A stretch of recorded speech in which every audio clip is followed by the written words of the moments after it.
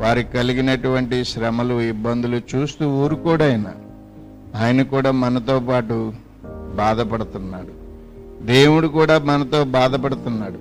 మనల్ని ఆదరించడానికి మన సమీపానికి వచ్చి మనల్ని మన యొక్క శరీర జీవితంలో, ఆత్మీయ జీవితంలో కావలసిన ఆదరణను అందిస్తూ ఉంటారు.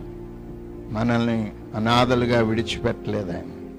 వెళుతూ వెళుతూ అదే మాట అన్నారు, మిమ్మల్ని అనాథలుగా విడిచిపెట్టను. ఇంకా ఏం కావాలి మనకి? ఆయన ఉంటే చాలు, ప్రభు ఉంటే చాలు. ఒక్కడనే ఉన్నాను, ఒక్కదానినే ఉన్నాను అని ఎప్పుడూ అనుకోమాకండి.